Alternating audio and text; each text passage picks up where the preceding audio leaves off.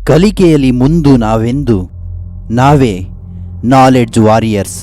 ಕಲಿಯೋಣ, ಪರರಿಗೂ ಹಂಚೋಣ. ಗದ್ಯ ಕೃಷ್ಣೇಗೌಡನ ಆನೆ. ಬರೆದವರು ಕೆ.ಪಿ. ಪೂರ್ಣಚಂದ್ರ ತೇಜಸ್ವಿ. ಸಂದರ್ಭ ಸಹಿತ ವಿವರಿಸಿ. ನಮ್ಮ ಕಡೆ ಕೆಮ್ಮು ಕಾಲಿಂಗ್ ಬೆಲ್ ಇದ್ದ ಹಾಗೆ. ಈ ಮೇಲಿನ ವಾಕ್ಯವನ್ನು ಕೆ.ಪಿ. ಪೂರ್ಣಚಂದ್ರ ತೇಜಸ್ವಿ ಅವರು ರಚಿಸಿದ ಕಿರಗೂರಿನ ಗಯ್ಯಾಳಿಗಳು ಎಂಬ ಕೃತಿಯಿಂದ ಆಯ್ದ ಕೃಷ್ಣೇಗೌಡನ ಆನೆ ಎಂಬ ನೀಳ್ಗತೆಯಿಂದ ಆಯ್ದುಕೊಳ್ಳಲಾಗಿದೆ. ನಿರೂಪಕರು ಲೈನ್ಮನ್ ದುರ್ಗಪ್ಪನು ಕೆಮ್ಮಿದ ಸಂದರ್ಭವನ್ನು ನೆನಪಿಸುತ್ತಾ ಹೇಳುವ ಮಾತು ಇದಾಗಿದೆ. ನಿರೂಪಕರು ಹಳೆಯ ಫೋರ್ಡ್ ಜೀಪಿನ ಗೇರ್ ಬಾಕ್ಸ್ ಅನ್ನು ಅದರ ಅಡಿ ಬಿದ್ದುಕೊಂಡು ರಿಪೇರಿ ಮಾಡುತ್ತಿರುತ್ತಾರೆ. ಆಗ ಅಲ್ಲಿಗೆ ಲೈನ್ಮನ್ ದುರ್ಗಪ್ಪ ಕೊಡಲಿ ಕೇಳಲಿಕ್ಕಾಗಿ ಬರುತ್ತಾನೆ. ಬಂದವನಿಗೆ ನಿರೂಪಕರನ್ನು ಹೇಗೆ ಮಾತನಾಡಿಸುವುದು ಎಂದು ತಿಳಿಯದೆ ಒಂದೆರಡು ಬಾರಿ ಕೆಮ್ಮುತ್ತಾನೆ. ಆತನ ಕೆಮ್ಮನ್ನು ಗಮನಿಸಿದ ನಿರೂಪಕರು ಈ ಮೇಲಿನಂತೆ ಹೇಳುತ್ತಾರೆ: ಆನೆ ಸಾಕುವುದು ಎಂದರೆ ಎಲೆಕ್ಷನ್ನಿಗೆ ನಿಂತ ಹಾಗೆ. ಈ ವಾಕ್ಯವನ್ನು ಕೆ.ಪಿ. ಪೂರ್ಣಚಂದ್ರ ತೇಜಸ್ವಿಯವರು ರಚಿಸಿದ ಕಿರಗೂರಿನ ಗಯ್ಯಾಳಿಗಳು ಎಂಬ ಕೃತಿಯಿಂದ ಆಯ್ದ ಕೃಷ್ಣೇಗೌಡನ ಆನೆ ಎಂಬ ನೀಳ್ಗತೆಯಿಂದ ಆರಿಸಿಕೊಳ್ಳಲಾಗಿದೆ. ಎಲ್ಲ ತರಹದ ವ್ಯವಹಾರಗಳಲ್ಲಿ ಸೋತ ಕೃಷ್ಣೇಗೌಡರು ಆನೆಯನ್ನು ಖರೀದಿಸಿದಾಗ ಅವರ ಬಗ್ಗೆ ಜನರು ಪಟ್ಟ ಅಭಿಪ್ರಾಯ ಇಲ್ಲಿದೆ. ವಿಮ್ಕೋ ಕಂಪನಿಯವರು ಬೆಂಕಿಕಡ್ಡಿ ಮರ ಕಡಿಯಲು ಗುತ್ತಿಗೆ ಪಡೆದುಕೊಂಡಾಗ ಚಾರ್ಮಡಿ ಕಣಿವೆಯ ಪಾತಾಳದಲ್ಲಿದ್ದ ಮರಗಳನ್ನು ಲಾರಿ ದಾರಿಗೆ ಸಾಗಿಸಲು ಆನೆಯ ಅಗತ್ಯ ಇತ್ತು. ಆಗ ಮರಗಳನ್ನು ಸಾಗಿಸುವ ಗುತ್ತಿಗೆಯನ್ನು ಕೃಷ್ಣೇಗೌಡರು ತಾನು ತೆಗೆದುಕೊಂಡು ಆನೆಯನ್ನು ಗೂಳೂರು ಮಠದಿಂದ ಖರೀದಿ ಮಾಡುತ್ತಾರೆ.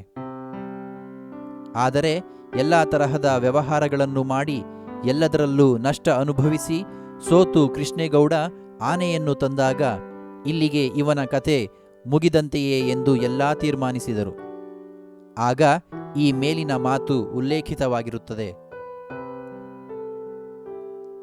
ಆನೆಗೂ ಮಾನ ಮರ್ಯಾದೆ ಇರುತ್ತೆ ತಿಳ್ಕೋ. ಈ ವಾಕ್ಯವನ್ನು ಕೆ.ಪಿ. ಪೂರ್ಣಚಂದ್ರ ತೇಜಸ್ವಿ ಅವರು ರಚಿಸಿದ ಕಿರಗೂರಿನ ಗಯ್ಯಾಳಿಗಳು ಎಂಬ ಕೃತಿಯಿಂದ ಆಯ್ದ ಕೃಷ್ಣೇಗೌಡನ ಆನೆ ಎಂಬ ನೀಳ್ಗತೆಯಿಂದ ಆರಿಸಿಕೊಳ್ಳಲಾಗಿದೆ. ನೆರೆದಿದ್ದ ಜನರು ರಹಮಾನ್ ಸಾಬಿಗೆ ಹೇಳುವ ಮಾತು ಇದಾಗಿದೆ: ಒಮ್ಮೆ ಆನೆಯು ರಹಮಾನ್ ಸಾಬಿಯ ಪೆಟ್ಟಿಗೆ ಅಂಗಡಿಯನ್ನು ದೂಡಿ ಬೀಳಿಸಿತು. ಆಗ ರಹಮಾನ್ ದೊಡ್ಡ ರಂಪಾಟವನ್ನೇ ಮಾಡಿದ.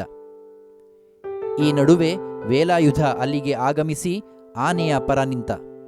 ಆಗ ರಹಮಾನ್ ಜುಬೇದಾಳನ್ನು ಪ್ರತ್ಯಕ್ಷ ಸಾಕ್ಷಿ ಎಂಬಂತೆ ಆಕೆಯಲ್ಲಿ ಕೇಳಿ ಎಂದ. ಆದರೆ ಆಕೆ ರೆಹಮಾನ್ನ ಪರ ಮಾತನಾಡದೆ ಆನೆಯ ಪರವಾಗಿ ಮಾತನಾಡುತ್ತಾ ರೆಹಮಾನ್ ಏನೋ ಅನ್ನಬಾರದ್ದನ್ನು ಅಂದ ಎಂದು ಹೇಳುತ್ತಾಳೆ.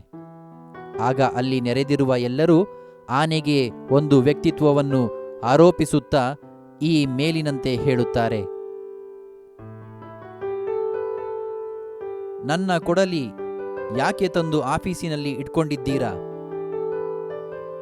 ಈ ವಾಕ್ಯವನ್ನು ಕೆ.ಪಿ. ಪೂರ್ಣಚಂದ್ರ ತೇಜಸ್ವಿಯವರು ರಚಿಸಿದ ಕಿರಗೂರಿನ ಗಯ್ಯಾಳಿಗಳು ಎಂಬ ಕೃತಿಯಿಂದ ಆಯ್ದ ಕೃಷ್ಣೇಗೌಡರ ಆನೆ ಎಂಬ ನೀಳ್ಗತೆಯಿಂದ ಆರಿಸಿಕೊಳ್ಳಲಾಗಿದೆ.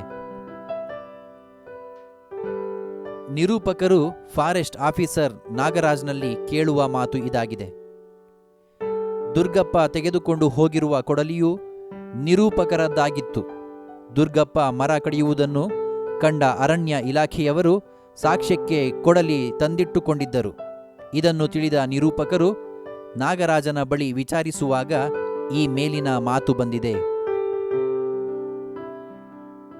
ವೆಪನ್ ಸರ್, ವೆಪನ್ ನಮಗೆ ಮುಖ್ಯ.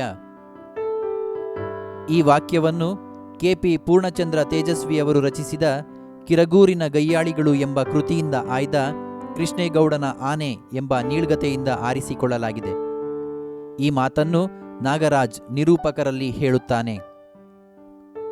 ನಾಗರಾಜ್ನ ಕಚೇರಿಗೆ ಬಂದ ನಿರೂಪಕರು, ಅಲ್ರಿ ನಾಗರಾಜ್, ನಿಮ್ಮ ಡಿಪಾರ್ಟ್ಮೆಂಟಿನ ಮರ ಕಡಿದರೆ ನೀವು ಅವನ ಮೇಲೆ ಕ್ರಮ ತೆಗೆದುಕೊಳ್ಳಿ. ನನ್ನ ಕೊಡಲಿ ಯಾಕೆ ತಂದು ಇಟ್ಟಿಕೊಂಡಿದ್ದೀರಾ ಎಂದು ಕೇಳುತ್ತಾರೆ. ಆಗ ನಾಗರಾಜ ತನ್ನ ಎದುರಿನ ಕುರ್ಚಿ ತೋರಿಸಿ ಕೂತ್ಕೊಳ್ಳಿ ಎನ್ನುತ್ತಾ ಈ ಮೇಲಿನಂತೆ ಹೇಳುತ್ತಾನೆ. ನಿನ್ನ ಪುಕಾರೇನಿದ್ರೂ ಬರವಣಿಗೆಯಲ್ಲಿ ಇರಬೇಕು. ಈ ವಾಕ್ಯವನ್ನು ಕೆ.ಪಿ. ಪೂರ್ಣಚಂದ್ರ ತೇಜಸ್ವಿಯವರು ರಚಿಸಿದ ಕಿರಗೂರಿನ ಗಯ್ಯಾಳಿಗಳು ಎಂಬ ಕೃತಿಯಿಂದ ಆಯ್ದ ಕೃಷ್ಣೇಗೌಡನ ಆನೆ ಎಂಬ ನೀಳ್ಗತೆಯಿಂದ ಆರಿಸಿಕೊಳ್ಳಲಾಗಿದೆ. ಈ ಮಾತನ್ನು ನಾಗರಾಜ ದುರ್ಗಪ್ಪನಲ್ಲಿ ಹೇಳುತ್ತಾನೆ. ಮರ ಕಡಿಯುತ್ತಿದ್ದ ಆರೋಪದ ಮೇಲೆ ದುರ್ಗಪ್ಪನನ್ನು ಲಾಕಪ್ಪಿಗೆ ಹಾಕಿಸುವೆನೆಂದು ನಾಗರಾಜ ಹೇಳಿದಾಗ ದುರ್ಗಪ್ಪ ಮರವನ್ನು ತಾನು ಕಡಿದಿಲ್ಲವೆಂದು, ಕೃಷ್ಣೇಗೌಡರ ಆನೆ ಮುರಿದು ಬೀಳಿಸಿದ್ದೆಂದು ಹಳೆ ಪ್ರವರ ಪುನರಾವರ್ತನೆ ಮಾಡುತ್ತಾನೆ. ಅವನು ಹೇಳಿದ್ದನ್ನೇ ಮತ್ತೆ ಮತ್ತೆ ಹೇಳುವುದನ್ನು ನೋಡಿ ನಾಗರಾಜ ಹಾಗಂತ ಹೇಳಿಕೆ ಬರ್ಕೊಡ್ತೀಯಾ ಎನ್ನುತ್ತಾ ಈ ಮೇಲಿನಂತೆ ಹೇಳುತ್ತಾನೆ. ಡ್ರೈವರಣ್ಣ ಎತ್ಲಾಗಿ ಹೋದ, ಇಲ್ಲೇ ಇದ್ದನಲ್ಲ. ಈ ವಾಕ್ಯವನ್ನು ಕೆ.ಪಿ. ಪೂರ್ಣಚಂದ್ರ ತೇಜಸ್ವಿಯವರು ರಚಿಸಿದ ಕಿರಗೂರಿನ ಗಯ್ಯಾಳಿಗಳು ಎಂಬ ಕೃತಿಯಿಂದ ಆಯ್ದ ಕೃಷ್ಣೇಗೌಡನ ಆನೆ ಎಂಬ ನೀಳ್ಗತೆಯಿಂದ ಆರಿಸಿಕೊಳ್ಳಲಾಗಿದೆ. ಕ್ಲೀನರ್ ಡ್ರೈವರಣ್ಣನನ್ನು ಹುಡುಕುತ್ತಾ ಹೇಳುವ ಮಾತು ಇದಾಗಿದೆ. ಶಿವೇಗೌಡರ ಸಾಮೀಲಿನಲ್ಲಿ ವೇಲಾಯುಧ ಮತ್ತು ಆನೆ ಇಬ್ಬರು ಪಾನಮತ್ತರಾಗಿದ್ದ ನಿಮಿತ್ತ ಲಾರಿ ಮತ್ತು ನಾಟಗಳಿಗೆ ಕಟ್ಟಿದ್ದ ಹಗ್ಗವನ್ನು ಬಿಚ್ಚದೆ ವೇಲಾಯುಧ ಆನೆಗೆ ನಾಟಗಳನ್ನು ಇಳಿಸಲು ಆದೇಶಿಸಿದ. ವೇಲಾಯುಧನ ಆದೇಶದಂತೆ ಆನೆ ನಾಟಗಳನ್ನು ತಳ್ಳಿ ಬೀಳಿಸಿತು. ಲಾರಿ ದಢಾರನೆ ಬಿದ್ದ ಸದ್ದು ಕೇಳಿ ಶಿವೇಗೌಡರು ಮತ್ತು ಲಾರಿ ಕ್ಲೀನರ್ ಎಲ್ಲರೂ ಓಡಿಬಂದು ಉರುಳಿ ಬಿದ್ದಿರುವ ಲಾರಿ ನೋಡಿ ಕಂಗಾಲಾಗಿ ಹೋದರು. ಆದರೆ ಕ್ಲೀನರ್ ಹಗ್ಗ ಬಿಚ್ಚುವ ಬದಲು ಯಾರನ್ನೋ ಹುಡುಕುತ್ತಿರುವುದನ್ನು ಕಂಡಿತು. ಏನೆಂದು ಕೇಳುವಾಗ ಈ ಮೇಲಿನಂತೆ ಕ್ಲೀನರ್ ಹೇಳುತ್ತಾನೆ. ಕುಶಾಲಿಗಂತ ಸೊಂಡಿಲು ಬೀಸಿದರೆ ಸಾಕಲ್ಲ. ಈ ವಾಕ್ಯವನ್ನು ಕೆ.ಪಿ. ಪೂರ್ಣಚಂದ್ರ ತೇಜಸ್ವಿಯವರು ರಚಿಸಿದ ಕಿರಗೂರಿನ ಗಯ್ಯಾಳಿಗಳು ಎಂಬ ಕೃತಿಯಿಂದ ಆಯ್ದ ಕೃಷ್ಣೇಗೌಡನ ಆನೆ ಎಂಬ ನೀಳ್ಗತೆಯಿಂದ ಆರಿಸಿಕೊಳ್ಳಲಾಗಿದೆ. ಈ ಮಾತನ್ನು ದುರ್ಗಪ್ಪ ನಿರೂಪಕರಲ್ಲಿ ಹೇಳುತ್ತಾನೆ. ಕೊಡಲಿ ವಾಪಸ್ ಕೊಡಲು ಬಂದ ದುರ್ಗಪ್ಪ ಕೃಷ್ಣೇಗೌಡರ ಆನೆಯನ್ನು ಮನಸಾರೆ ಶಪಿಸುತ್ತಾನೆ. ಅಲ್ಲದೆ ಅದು ಕೊಂದ ಡ್ರೈವರ್ ಹೆಣವನ್ನು ಮರದ ಹೊಟ್ಟಿನೊಳಗೆ ಹಾಕಿ ಆಗಾಗ ಬೆಂಕಿ ಕೊಡುವಂತೆ ಬೆಂಕಿ ಕೊಟ್ಟು ಬೂದಿ ಮಾಡಿದರೆಂದು ಹೇಳುತ್ತಾನೆ. ಆತ ನಿರೂಪಕರಲ್ಲಿ ಆ ಆನೆಗೆ ಹೆಂಡ ಕುಡಿಸಿದರೆ ಹೇಗಾಗಬಹುದು ಹೇಳಿ, ಮಕ್ಕಳು ಮರಿ ಓಡಾಡೋ ಜಾಗದಲ್ಲಿ ಓಡಾಡುತ್ತದೆ ಎನ್ನುತ್ತಾ ಆನೆಯ ಬಗ್ಗೆ ಈ ಮೇಲಿನಂತೆ ಹೇಳುತ್ತಾನೆ. ಒಂದೊಂದು ಕೆಂಪು ಪೋಸ್ಟ್ ಬಾಕ್ಸ್ಗಳನ್ನು ನೇತು ಹಾಕಿದರು. ಆ ಎಲ್ಲ ಬೆಳವಣಿಗೆಗಳನ್ನು ವಿವರಿಸುತ್ತಾ ನಿರೂಪಕರು ಈ ಮೇಲಿನಂತೆ ಹೇಳುತ್ತಾರೆ.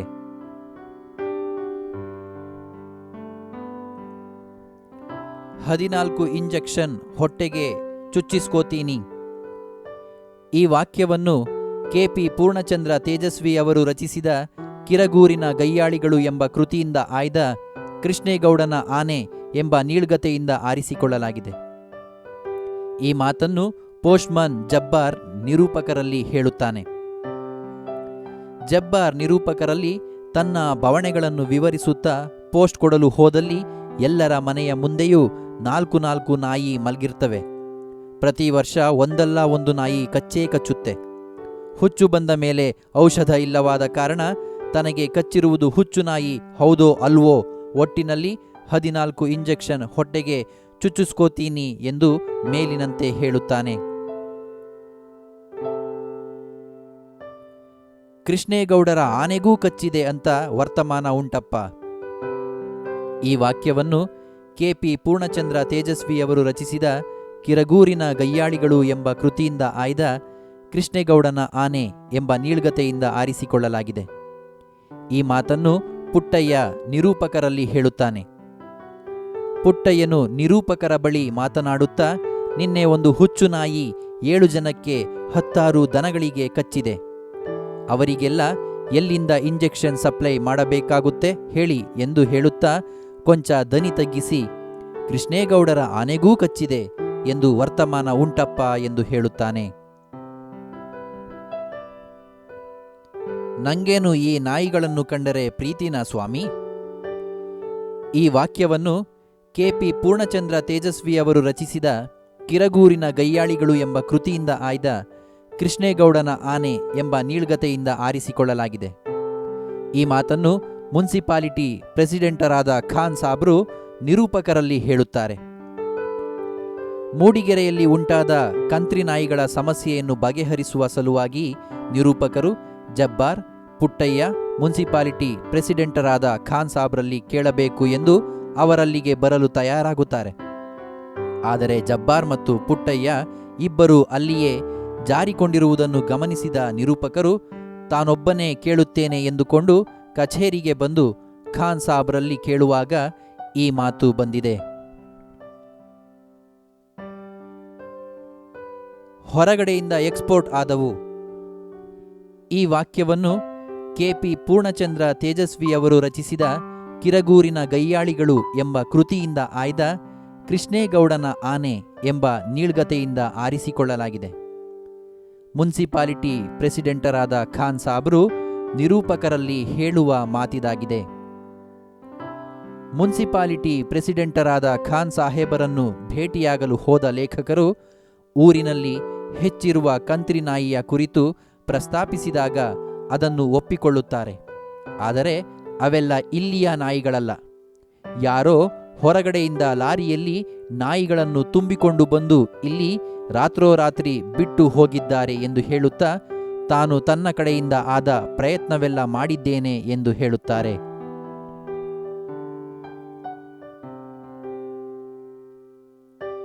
ಮುನ್ಸಿಪಾಲ್ ಪ್ರೆಸಿಡೆಂಟ್ ಆಗಿ ಊರನ್ನು ಸ್ವಚ್ಛವಾಗಿಡೋದು ನಿಮ್ಮ ಕರ್ತವ್ಯ. ಈ ವಾಕ್ಯವನ್ನು ಕೆಪಿ ಪೂರ್ಣಚಂದ್ರ ತೇಜಸ್ವಿಯವರು ರಚಿಸಿದ ಕಿರಗೂರಿನ ಗಯ್ಯಾಳಿಗಳು ಎಂಬ ಕೃತಿಯಿಂದ ಆಯ್ದ ಕೃಷ್ಣೇಗೌಡನ ಆನೆ ಎಂಬ ನೀಳ್ಗತೆಯಿಂದ ಆರಿಸಿಕೊಳ್ಳಲಾಗಿದೆ.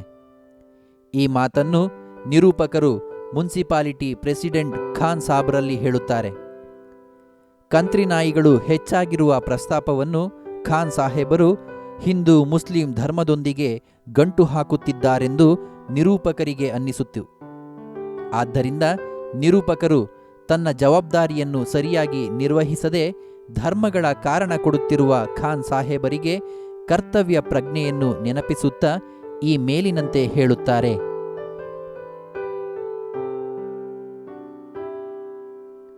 ಕಂಬದ ಮೇಲೆ ಯಾಕೋ ಕೈಲಾಸ ಕಂಡ ಹಾಗೆ ಇದೆಯಲ್ಲ. ಈ ಮೇಲಿನ ವಾಕ್ಯವನ್ನು ಕೆಪಿ ಪೂರ್ಣಚಂದ್ರ ತೇಜಸ್ವಿಯವರು ರಚಿಸಿದ ಕಿರಗೂರಿನ ಗಯ್ಯಾಳಿಗಳು ಎಂಬ ಕೃತಿಯಿಂದ ಆಯ್ದ ಕೃಷ್ಣೇಗೌಡನ ಆನೆ ಎಂಬ ನೀಳ್ಗತೆಯಿಂದ ಆಯ್ದುಕೊಳ್ಳಲಾಗಿದೆ. ಈ ಮಾತನ್ನು lineman Shankarappa junior engineer Ramesh ಬಾಬುವಿನ ಹತ್ತಿರ ಹೇಳುತ್ತಾನೆ. ಟೆಲಿಫೋನ್ ಲೈನು ಸರಿ ಮಾಡಲು ಹೋದ ತಿಪ್ಪಣ್ಣನ ಸುದ್ದಿ ಇಲ್ಲದಾಗ ರಮೇಶ್ ಬಾಬು ತಿಪ್ಪಣ್ಣನ ಸೋಮಾರಿತನವನ್ನು ಶಪಿಸುತ್ತಾ ಲೈನ್ಮನ್ ಶಂಕರಪ್ಪನನ್ನು ಕರೆದುಕೊಂಡು ನುಗ್ಗೇಹಳ್ಳಿ ಲೈನ್ ನೋಡುತ್ತಾ ಹೊರಡುತ್ತಾನೆ. ಅಲ್ಲಿ ಜಂಕ್ಷನ್ ಬಾಕ್ಸ್ ಇದ್ದ 17ನೇ ಕಂಬದ ಮೇಲೆ ಕುಳಿತಿದ್ದ ತಿಪ್ಪಣ್ಣ ಕೂಗಿದರೂ ಕರೆದರೂ ಮಾತನಾಡದೆ ಇದ್ದಾಗ ಶಂಕರಪ್ಪ ಆತನನ್ನು ನೋಡಿ ಕೈಯಲ್ಲಿದ್ದ ತಂತಿ ಮೇಲಿಂದಲೇ ಆಫೀಸಿಗೆ ಮಾತನಾಡುವ ಫೋನ್ ಕೆಳಗಿಡುತ್ತಾ, ಏನ್ ಸಾರ್, ಇದು ಏನಾಯ್ತು ಇವನಿಗೆ ಎನ್ನುತ್ತಾ ತನ್ನ ಇಂಜಿನಿಯರ್ ರಮೇಶ್ ಬಾಬುವನ್ನು ನೋಡಿ ಈ ಮೇಲಿನಂತೆ ಹೇಳುತ್ತಾನೆ.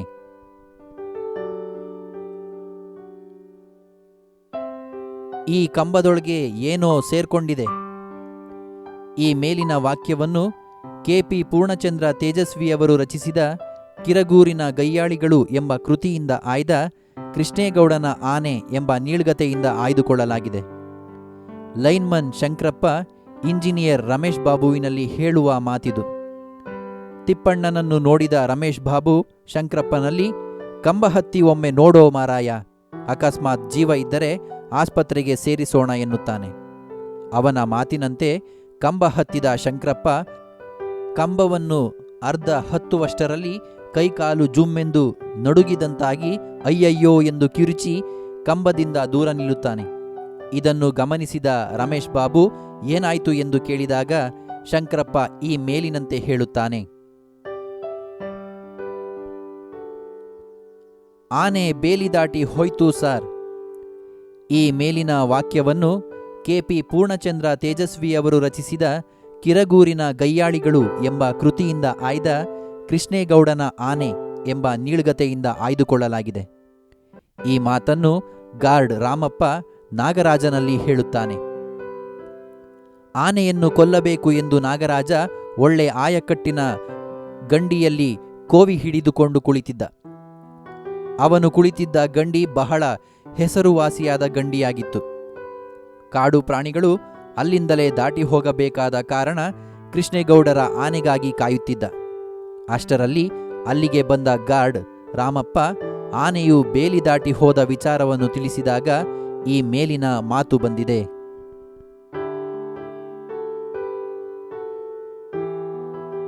ಕೋವಿ ಸಿಕ್ಕಿದೆ, ಆದರೆ ಹೆಣ ಸಿಗಲಿಲ್ಲ. ಈ ಮೇಲಿನ ವಾಕ್ಯವನ್ನು ಕೆ.ಪಿ. ಪೂರ್ಣಚಂದ್ರ ತೇಜಸ್ವಿಯವರು ರಚಿಸಿದ ಕಿರಗೂರಿನ ಗಯ್ಯಾಳಿಗಳು ಎಂಬ ಕೃತಿಯಿಂದ ಆಯ್ದ ಕೃಷ್ಣೇಗೌಡನ ಆನೆ ಎಂಬ ನೀಳ್ಗತೆಯಿಂದ ಆಯ್ದುಕೊಳ್ಳಲಾಗಿದೆ. ಪೊಲೀಸರು ನಾಪತ್ತೆಯಾದ ನಾಗರಾಜನ ಕುರಿತು ಮಹಜರು ಮಾಡಿಕೊಂಡ ಸಂದರ್ಭ ಇದಾಗಿದೆ. ನಾಗರಾಜನು ಏಕಾಏಕಿ ನಾಪತ್ತೆಯಾದುದು ದೊಡ್ಡ ಸಮಸ್ಯೆಯಾಗಿ ಹೋಯಿತು. ಆನೆ ತುಳಿದು ಸಾಯಿಸಿತೋ, ಕೊಲೆಯಾದನೋ, ಆತ್ಮಹತ್ಯೆ ಮಾಡಿಕೊಂಡನೋ ಎಂಬ ಹಲವಾರು ಪ್ರಶ್ನೆಗಳು ಉಗಮವಾದವು. ಈ ನಡುವೆ ಪೊಲೀಸರು ಕಾಡೆಲ್ಲ ಹುಡುಕಾಡಿ ಮಹಜರು ಮಾಡಲು ಮುಂದಾದಾಗ ಈ ಮೇಲಿನ ಮಾತು ಬಂದಿದೆ.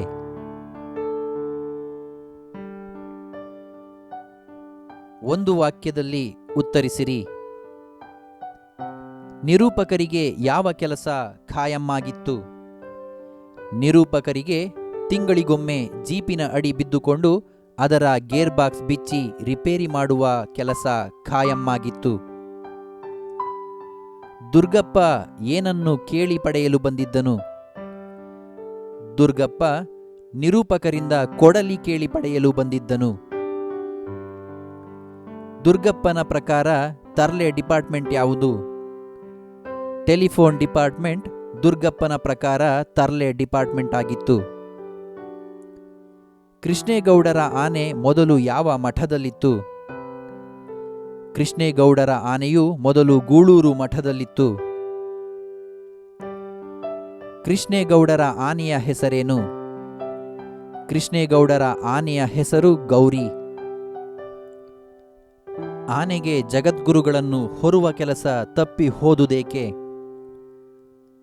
ಮಠದ ಜಗದ್ಗುರುಗಳನ್ನು ಜನರು ಅಡ್ಡಪಲ್ಲಕ್ಕಿಯಲ್ಲಿ ತಮ್ಮ ಹೆಗಲ ಮೇಲೆ ಹೊರತೊಡಗಿದ್ದರಿಂದ ಆನೆಗೆ ಜಗದ್ಗುರುಗಳನ್ನು ಹೊರುವ ಕೆಲಸ ತಪ್ಪಿಹೋಯಿತು.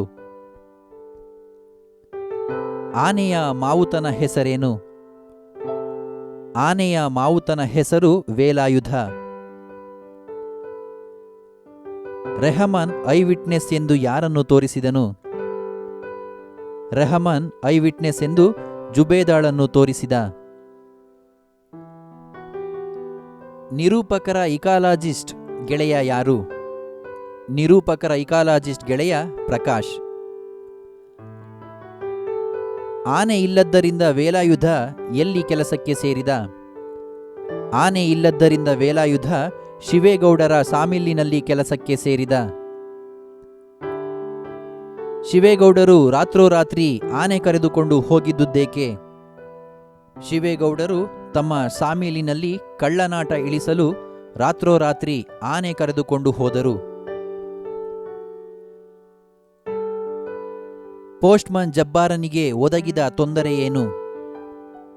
ಪೋಸ್ಟ್ಮನ್ ಜಬ್ಬಾರನಿಗೆ ಒದಗಿದ ತೊಂದರೆ ಎಂದರೆ ಪೋಸ್ಟ್ ಕೊಡುವುದಲ್ಲದೆ ಪ್ರತಿದಿನ ಪೋಸ್ಟ್ ಬಾಕ್ಸ್ ಇರುವವರೆಗೂ ಹೋಗಿ ಪೋಸ್ಟ್ ಸಂಗ್ರಹಿಸಿ ಹೆಡ್ ಆಫೀಸಿಗೆ ಕೊಡಬೇಕಾಗಿತ್ತು.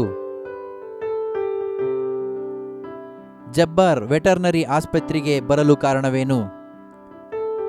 ನಾಯಿ ಕಚ್ಚಿದ್ದರಿಂದ ಇಂಜೆಕ್ಷನ್ ತೆಗೆದುಕೊಳ್ಳಲು ಜಬ್ಬಾರ್ ವೆಟರ್ನರಿ ಆಸ್ಪತ್ರೆಗೆ ಬಂದಿದ್ದ.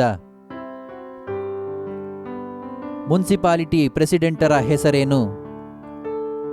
ಮುನ್ಸಿಪಾಲಿಟಿ ಪ್ರೆಸಿಡೆಂಟರ ಹೆಸರು ಖಾನ್ ಸಾಹೇಬ್. ನಿರೂಪಕರ ಪ್ರಕಾರ ಮುನ್ಸಿಪಾಲಿಟಿ ಪ್ರೆಸಿಡೆಂಟರ ಕರ್ತವ್ಯ ಯಾವುದು? ನಿರೂಪಕರ ಪ್ರಕಾರ ಮುನ್ಸಿಪಾಲಿಟಿ ಪ್ರೆಸಿಡೆಂಟರ ಕರ್ತವ್ಯ ಊರನ್ನು ಸ್ವಚ್ಛವಾಗಿಡೋದು. ಟೆಲಿಫೋನ್ ಕಂಬದ ಮೇಲೆ ಮೃತನಾದ ಲೈನ್ಮನ್ ಯಾರು? ಟೆಲಿಫೋನ್ ಕಂಬದ ಮೇಲೆ ಮೃತನಾದ ಲೈನ್ಮನ್ ತಿಪ್ಪಣ್ಣ. ಟೆಲಿಫೋನ್ ಸಿಬ್ಬಂದಿ ಯಾರ ವಿರುದ್ಧ ಮುಷ್ಕರ ಹೂಡಿದರು? ಟೆಲಿಫೋನ್ ಸಿಬ್ಬಂದಿ ವಿದ್ಯುತ್ ಇಲಾಖೆಯ ವಿರುದ್ಧ ಮುಷ್ಕರ ಹೂಡಿದರು. ಯಾವ ವಿಷಯ ಪ್ರಸ್ತಾಪಿಸಲು ಲೇಖಕರು ಮೀಟಿಂಗಿಗೆ ಹೋಗಿದ್ದರು? ಮೂಡಿಗೆರೆಯಲ್ಲಿ ಇರುವ ಕಂತ್ರಿ ನಾಯಿಗಳ ಕಾಟವನ್ನು ಪ್ರಸ್ತಾಪಿಸಲೆಂದು ಲೇಖಕರು ಮೀಟಿಂಗಿಗೆ ಹೋಗಿದ್ದರು. ರೇಂಜರ್ ಆನೆಗೆ ಶೂಟ್ ಮಾಡುವಂತೆ ಯಾರಿಗೆ ಸೂಚಿಸಿದರು? ರೇಂಜರ್ ಆನೆಗೆ ಶೂಟ್ ಮಾಡುವಂತೆ ಫಾರೆಸ್ಟ್ ಆಫೀಸರ್ ನಾಗರಾಜನಿಗೆ ಸೂಚಿಸಿದರು.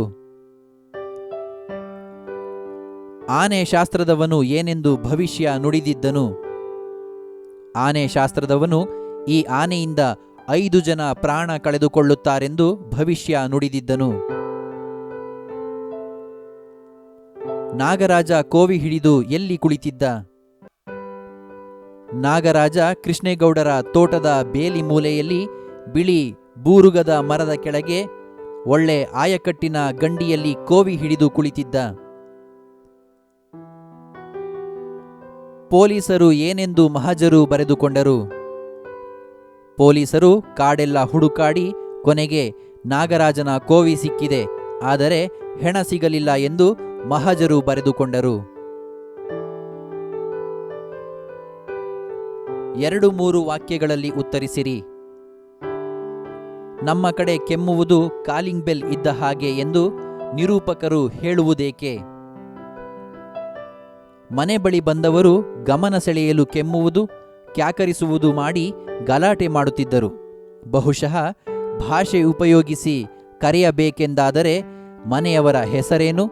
ಹೆಸರು ಹಿಡಿದು ಕರೆಯಬೇಕೋ, ಸ್ವಾಮಿ ಎನ್ನಬೇಕೋ, ಬಹುವಚನ ಉಪಯೋಗಿಸಬೇಕೋ, ಏಕವಚನ ಉಪಯೋಗಿಸಬೇಕೋ? ಭಾಷೆ ಉಪಯೋಗಿಸಿ ಕರೆಯಬೇಕೆಂದಾದಲ್ಲಿ ಹಲವು ಬಿಕ್ಕಟ್ಟುಗಳನ್ನು ಎದುರಿಸಬೇಕು. ಅದರ ಬದಲು 1-2 ಸಾರಿ ಕೆಮ್ಮಿದರೆ ಈ ಎಲ್ಲ ತೊಂದರೆಗಳೇ ಇರುವುದಿಲ್ಲ ಎನ್ನುವುದು ನಿರೂಪಕರ ಅಭಿಪ್ರಾಯವಾಗಿದೆ.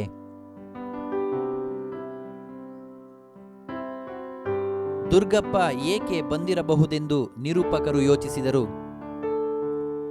ನಿರೂಪಕರು ದುರ್ಗಪ್ಪನ ಮಾತುಗಳನ್ನು ಕೇಳಿದಾಗ ಏನೂ ಕೆಲಸವಿಲ್ಲದೆ ಆತ ಪುರುಸೊತ್ತಾಗಿದ್ದ ಎಂದು ಅರ್ಥ ಬರುತ್ತಿತ್ತು.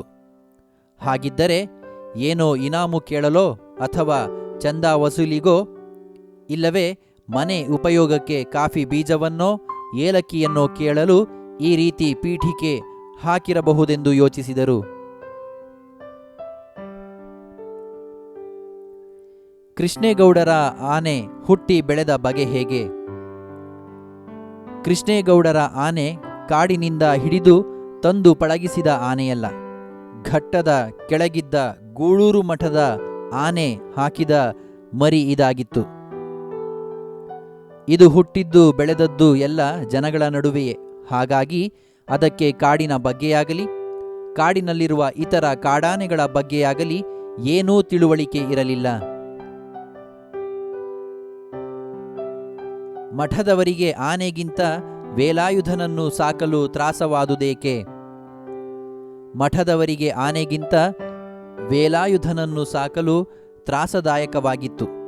ಏಕೆಂದರೆ 24 ಗಂಟೆಯೂ ಕುಡಿದೇ ಇರುತ್ತಿದ್ದ. ಅಲ್ಲದೆ ಮಠದ ಸಾತ್ವಿಕ ವಾತಾವರಣಕ್ಕೂ ದೊಡ್ಡ ತಲೆನೋವಾಗಿದ್ದ.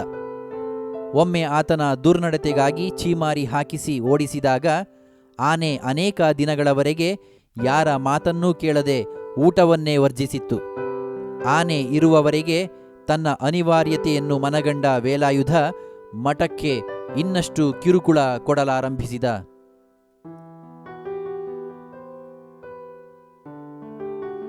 ಆನೆ ಸಾಕುವುದರ ಬಗ್ಗೆ ಜನರ ನಂಬಿಕೆ ಏನಾಗಿತ್ತು? ಆನೆ ಸಾಕುವುದು ಎಂದರೆ ಎಲೆಕ್ಷನ್ನಿಗೆ ನಿಂತ ಹಾಗೆ. ಮನೆ ಮಠ ಪೂರ್ತಿ ಹಾಳು ಮಾಡಿಕೊಂಡು ಹೆಂಡತಿ ಮಕ್ಕಳ ಬಾಯಿಗೆ ಮಣ್ಣು ಹಾಕುವ ಕ್ಷಿಪ್ರ ಮಾರ್ಗ ಇದೆಂದು ಎಲ್ಲರೂ ದೃಢವಾಗಿ ನಂಬಿದ್ದರು. ಸೊರಗಿದ್ದ ಆನೆಯನ್ನು ಕೃಷ್ಣೇಗೌಡ ಹೇಗೆ ಸಾಕಿದ? ಮಠದಲ್ಲಿ ಬರೀ ಒಣಹುಲ್ಲು ಮೊಸರನ್ನ ತಿಂದು ಸೊರಗಿದ್ದ ಆನೆಗೆ ಬಯನೆ ಸೊಪ್ಪು, ಹಸಿ ಹುಲ್ಲು, ಹಿಂಡಿ, ಬೆಲ್ಲ, ಗೆಣಸು ಎಲ್ಲ ಕೊಟ್ಟು ಕೃಷ್ಣೇಗೌಡ ಪಗಡುದಸ್ತಾಗಿ ಬೆಳೆಸಿದ. ಆನೆ ಮರ ಎಳೆದು ತಂದ ಬಾಡಿಗೆಯಿಂದ ಕೃಷ್ಣೇಗೌಡನಿಗೆ ಒಳ್ಳೆಯ ಲಾಭವೂ ಕಂಡುಬಂದಿತು. ಕಾಡಾನೆಗಳ ಹಾವಳಿಗೆ ಪ್ರಕಾಶ್ ನೀಡಿದ ಕಾರಣಗಳೇನು? ಅಪ್ಪರ್ ಭದ್ರಾ ಅಣೆಕಟ್ಟಿನಿಂದ ಮುಳುಗಡೆಯಾಗುವ ಕಾಡುಗಳನ್ನು ಸರ್ವೆ ಮಾಡಲು ಬಂದಿದ್ದ ಇಕಲಾಜಿಸ್ಟ್ ಪ್ರಕಾಶ್ ಮೂಡಿಗೆರೆಯಲ್ಲಿ ಒಂದು ಭಾಷಣ ಮಾಡುತ್ತಾ, ಕಾಡಾನೆಗಳ ಹಾವಳಿಗೆ ಕಾರಣ ಅರಣ್ಯ ಇಲಾಖೆಯವರು ಕಾಡಿನ ಮರಗಳನ್ನು ತೆಗೆದು ನೀಲಗಿರಿ, ಅಕೇಶಿಯಾ ಮುಂತಾದ ಆನೆಗಳಿಗೆ ನಿರುಪಯುಕ್ತವಾದುದನ್ನು ನೆಡುತ್ತಿರುವುದು ಎಂಬುದಾಗಿದೆ.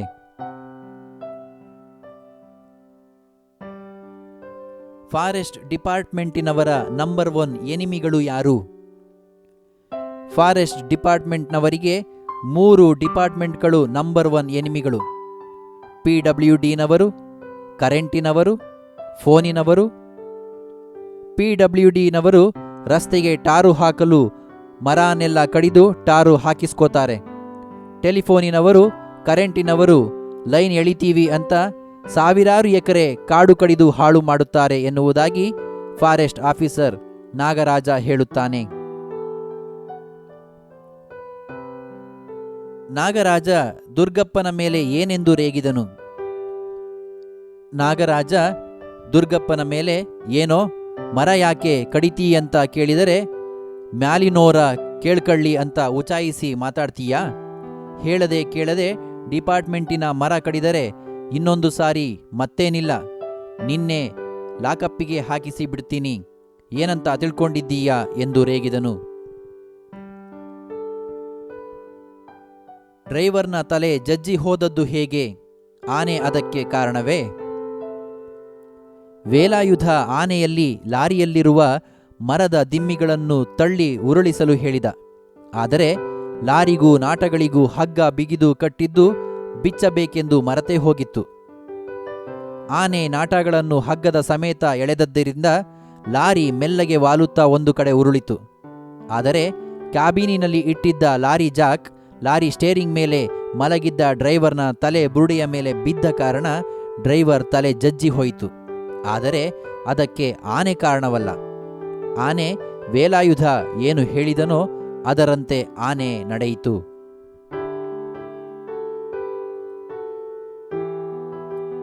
ತನ್ನ ಕೆಲಸ ಅತ್ಯಂತ ಅಪಾಯಕಾರಿ ಎಂದು ದುರ್ಗಪ್ಪ ವಿವರಿಸಿದ್ದು ಹೇಗೆ? ಲೈನ್ಮನ್ ಕೆಲಸಕ್ಕೆ ಸೇರಿದ ಮೇಲೆ ಪ್ರಾಣದ ಆಸೆ ಇಟ್ಕೊಂಡ್ರೆ ಆಗುತ್ತಾ? ನಮ್ಮ ಡಿಪಾರ್ಟ್ಮೆಂಟಿನ ಲೈನ್ಮನ್ಗಳಾರಾದ್ರೂ ಈವರೆಗೆ ಸರ್ವಿಸ್ ಮುಗಿಸಿ ರಿಟೈರ್ ಆಗಿರೋದನ್ನ ನೋಡಿದ್ದೀರಾ? ಕರೆಂಟಿನ ಜೊತೆ ಕೆಲಸ ಅದು. ಒಂದಲ್ಲ ಒಂದು ದಿನ ಸ್ವಲ್ಪ ಎಚ್ಚರ ತಪ್ಪಿದರೂ ಅಲ್ಲಿಗೆ ನಮ್ಮ ಸರ್ವಿಸ್ ಮುಗಿದಂಗೆ ಎಂದು ತನ್ನ ಕೆಲಸ ಅತ್ಯಂತ ಅಪಾಯಕಾರಿ ಎಂದು ದುರ್ಗಪ್ಪ ವಿವರಿಸಿದ.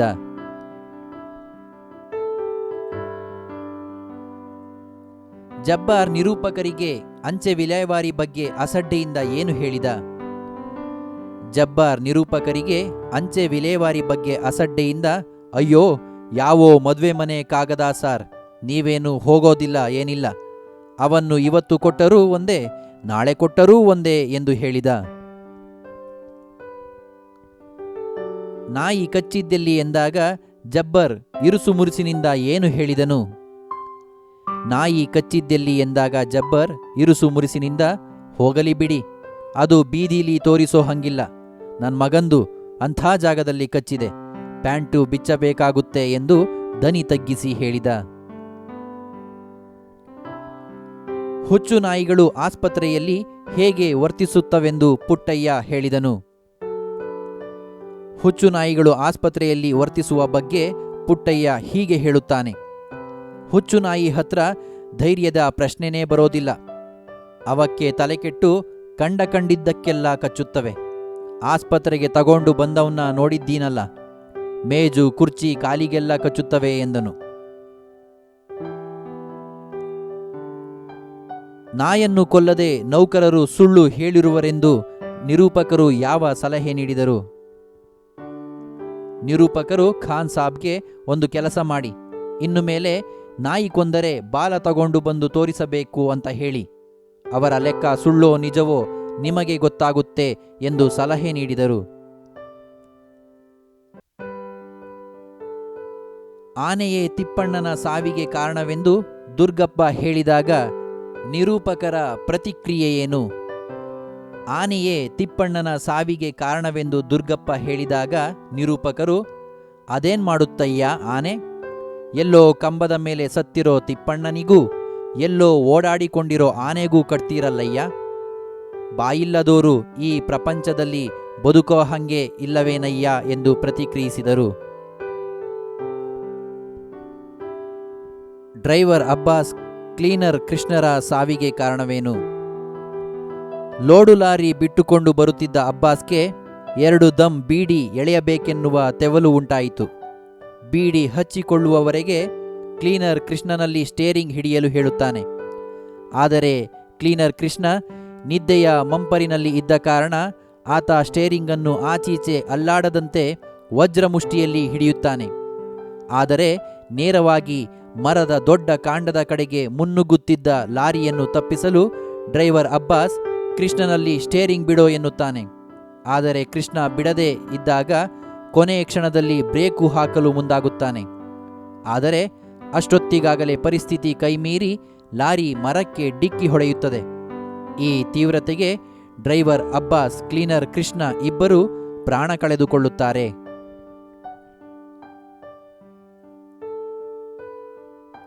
ಡ್ರೈವರ್ ಅಬ್ಬಾಸ್ ಮತ್ತು ಕ್ಲೀನರ್ ಕೃಷ್ಣರ ಸಾವಿಗೆ ಆನೆ ಕಾರಣವಿಲ್ಲವೆಂದು ಕೃಷ್ಣೇಗೌಡರಿಗೆ ಏಕೆ ಹೇಳಲಾಗಲಿಲ್ಲ?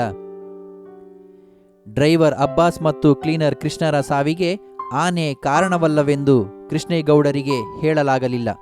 ಏಕೆಂದರೆ ಅವರಿಬ್ಬರು ಸತ್ತ ಸಮಯದಲ್ಲಿ ವೇಲಾಯುಧ ಆನೆಯ ಜೊತೆಗೆ ಶಿವೇಗೌಡರ ಸಾಮೀಲಿನಲ್ಲಿ ಲಾರಿ ತರುವ ಕಳ್ಳನಾಟಕ್ಕಾಗಿ ಕಾಯುತ್ತಾ ನಿಂತಿದ್ದ.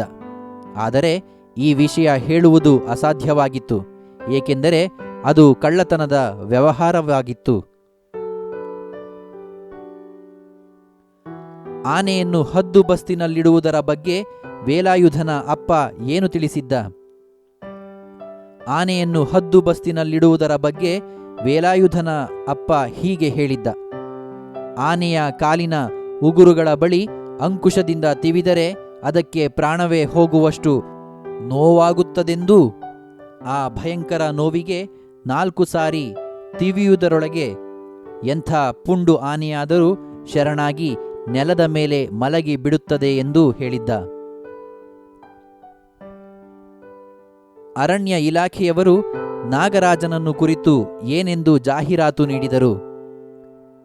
ಅರಣ್ಯ ಇಲಾಖೆಯವರು ನಾಗರಾಜನ ಫೋಟೋವನ್ನು ಪತ್ರಿಕೆಗಳಲ್ಲಿ ಕೊಟ್ಟು ಮನೆಯವರು, ಮೇಲಧಿಕಾರಿಗಳು ಹಾಗೂ ಊರಿನ ಜನರೆಲ್ಲ ನಿನ್ನದೇ ನಿರೀಕ್ಷೆಯಲ್ಲಿದ್ದಾರೆಂದು, ನಿನ್ನ ವಿರುದ್ಧ ಯಾವುದೇ ಕ್ರಮ ಅಥವಾ ಶೋಕಾಶ್ ನೋಟಿಸ್ ಅಥವಾ ತನಿಖೆ ನಡೆಸುವುದಿಲ್ಲವೆಂದು ಈ ಮನವಿ ನೋಡಿದ ಕೂಡಲೇ ಎಲ್ಲಿದ್ದರೂ ಹಿಂದಿರುಗಿ ಬರತಕ್ಕದ್ದೆಂದು ಜಾಹೀರಾತು ನೀಡಿದರು.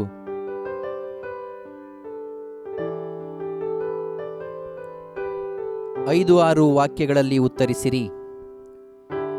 ದುರ್ಗಪ್ಪ ನಿರೂಪಕರ ಬಳಿಗೆ ಬಂದ ಸಂದರ್ಭವನ್ನು ವಿವರಿಸಿರಿ. ದುರ್ಗಪ್ಪ ಎಲೆಕ್ಟ್ರಿಕ್ ಡಿಪಾರ್ಟ್ಮೆಂಟಿನ ಲೈನ್ಮನ್ ಆಗಿದ್ದನು. ಈತ ನಿರೂಪಕರ ಬಳಿಗೆ ಬಂದಾಗ ನಿರೂಪಕರು ಜೀಪಿನ ಅಡಿಯಲ್ಲಿ ಮಲಗಿಕೊಂಡು ಜೀಪು ರಿಪೇರಿ ಮಾಡುತ್ತಿದ್ದರು. ಅಲ್ಲಿಂದ ಅವರಿಗೆ 2 ಖಾಕಿ ಪ್ಯಾಂಟ್ಧಾರಿ ಕಾಲುಗಳು ಅವರತ್ತ ಬರುವುದು ಕಾಣಿಸಿತು. ಬಂದಾತ ನಿರೂಪಕರು ಗಮನಿಸಲಿಲ್ಲವೆಂದು 1-2 ಬಾರಿ ಕೆಮ್ಮಿದ.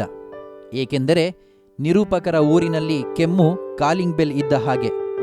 ಯಾರೆಂದು ನಿರೂಪಕರು ಕೇಳಿದಾಗ ನಾನು ಲೈನ್ಮನ್ ಸ್ವಾಮಿ ಎನ್ನುತ್ತಾನೆ. ಯಾರು ಲೈನ್ಮನ್?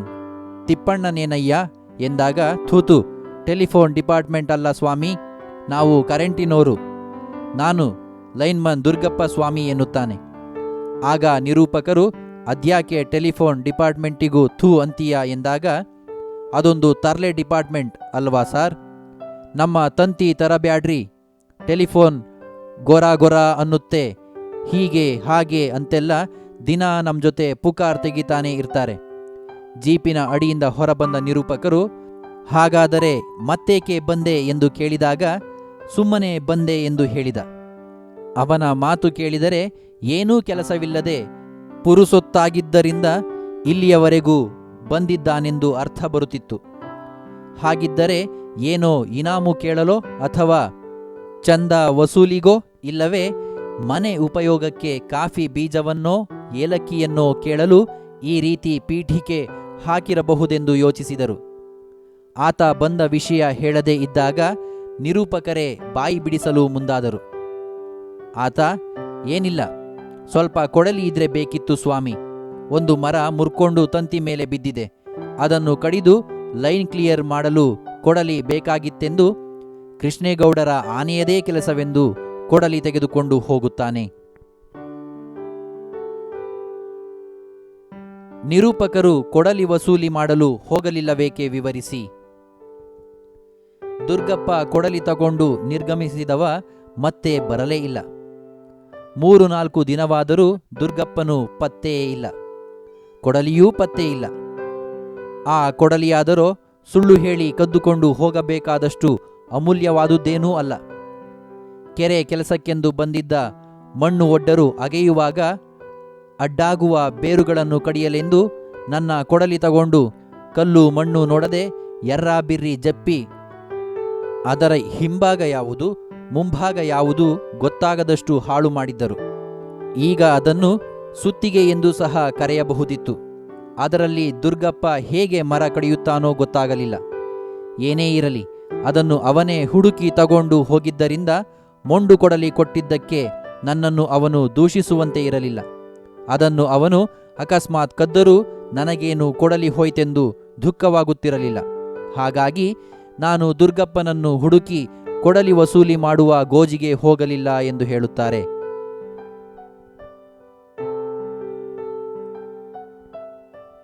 ಕೃಷ್ಣೇಗೌಡರ ಆನೆ ಹುಟ್ಟಿ ಬೆಳೆದ ಬಗೆಯನ್ನು ವಿವರಿಸಿ.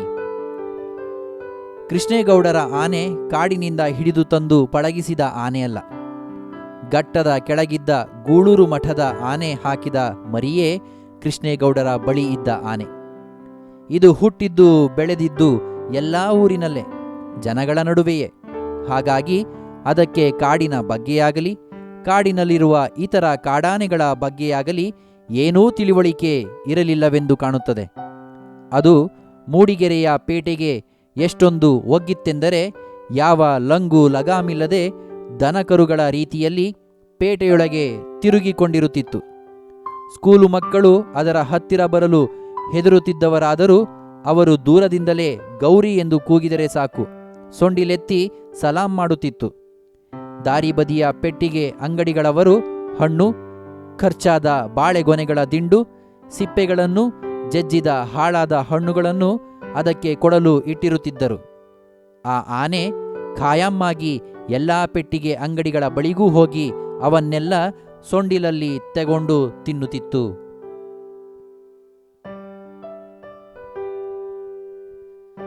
ಆನೆ ಮತ್ತು ಮಾವುತ ವೇಲಾಯುಧನನ್ನು ಸಾಗು ಹಾಕಲು ಮಠದವರು ಹವಣಿಸಿದ್ದೇಕೆ? ಕೃಷ್ಣೇಗೌಡರ ಆನೆ ಊರಿನಲ್ಲಿ ಇತರ ದನಕರುಗಳಂತೆ ಲಂಗು ಲಗಾಮಿಲ್ಲದೆ ಪೇಟೆಯೊಳಗೆ ತಿರುಗಿಕೊಂಡಿರುತ್ತಿತ್ತು. ಆದರೆ ಇದಕ್ಕೆ ಮೊದಲು ಅದು ಗೂಳೂರು ಮಠದ ಜಗದ್ಗುರುಗಳನ್ನು ಹೊರುವ ಕಾಯಕ ನಿರ್ವಹಿಸುತ್ತಿತ್ತು. ಮಠದ ಜಗದ್ಗುರುಗಳನ್ನು ಜನರು ಯಾವಾಗ ಅಡ್ಡಪಲ್ಲಕ್ಕಿಯಲ್ಲಿ ಹೊರಲು ಆರಂಭಿಸಿದರೋ ಆಗ ಆನೆ ನಿರುಪಯುಕ್ತ ಎನಿಸತೊಡಗಿತು. ಆನೆಯ ಪುಂಡಾಟದ ಜೊತೆಗೆ ಆನೆಯ ಮಾವುತ ವೇಲಾಯುಧನೂ ಕೂಡ ನಿರುಪಯುಕ್ತನಾಗಿದ್ದ. 24 ಗಂಟೆಯೂ ಕುಡಿದೇ ಇರುತ್ತಿದ್ದ. ಈತ ಮಠದ ಸಾತ್ವಿಕ ವಾತಾವರಣವನ್ನು ಹಾಳು ಮಾಡಿ ದೊಡ್ಡ ತಲೆನೋವಾಗಿದ್ದ. ಒಮ್ಮೆ ಆತನ ದುರ್ನಡತೆಗಾಗಿ ಛೀಮಾರಿ ಹಾಕಿಸಿ ಓಡಿಸಿದಾಗ ಆನೆ ಅನೇಕ ದಿನಗಳವರೆಗೆ ಯಾರ ಮಾತನ್ನೂ ಕೇಳದೆ ಊಟವನ್ನೂ ವರ್ಜಿಸಿತ್ತು. ಆನೆ ಇರುವವರೆಗೆ ತನ್ನ ಅನಿವಾರ್ಯತೆಯನ್ನು ಮನಗಂಡ ವೇಲಾಯುಧ ಮಠಕ್ಕೆ ಇನ್ನಷ್ಟು ಕಿರುಕುಳವನ್ನು ಕೊಡಲು ಆರಂಭಿಸಿದ್ದ. ಹೀಗಾಗಿ ಆನೆ ಮತ್ತು ಮಾವುತ ವೇಲಾಯುಧನನ್ನು ಸಾಗಹಾಕಲು ಮಠದವರು ಹವಣಿಸುತ್ತಿದ್ದರು.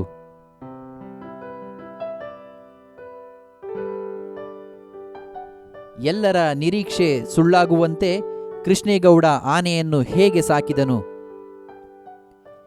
ಎಲ್ಲಾ ತರಹದ ವ್ಯವಹಾರಗಳನ್ನು ಮಾಡಿ ಎಲ್ಲದರಲ್ಲೂ ನಷ್ಟ ಅನುಭವಿಸಿ ಸೋತು ಹೋಗಿದ್ದ ಕೃಷ್ಣೇಗೌಡ ಆನೆಯನ್ನು ತಂದಾಗ ಇಲ್ಲಿಗೆ ಇವನ ಕತೆ ಮುಗಿಯಿದಂತೆಯೇ ಎಂದು ಎಲ್ಲರೂ ತೀರ್ಮಾನಿಸಿದರು.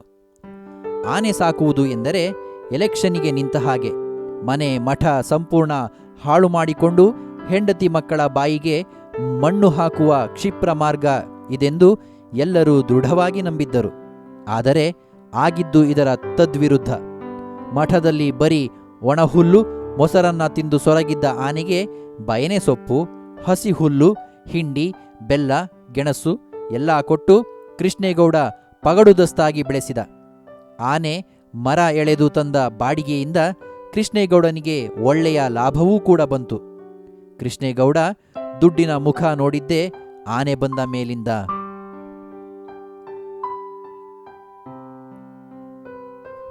ಕಾಡಾನೆಗಳ ಹಾವಳಿ ನಿರೂಪಕರಿಗೆ ಅನುಭವಕ್ಕೆ ಬಂದದ್ದು ಹೇಗೆ? ಒಮ್ಮೆ ನಿರೂಪಕರು ಮನೆ ನಲ್ಲಿಗೆ ಹಾಕಿದ್ದ ಪೈಪಿನಲ್ಲಿ ನೀರು ಬರುವುದು ನಿಂತು ಹೋಯಿತು. ಮನೆಯ ಪಕ್ಕದ ಗುಡ್ಡದ ಮೇಲಿನ ಒರತೆಗೆ, ಅಂದರೆ ನೀರು ಜಿನುಗುವ ತಗ್ಗು, ನೇರ ಪೈಪು ಹಾಕಿ ನೀರು ಬರುವಂತೆ ಮಾಡಿಕೊಂಡಿದ್ದರು.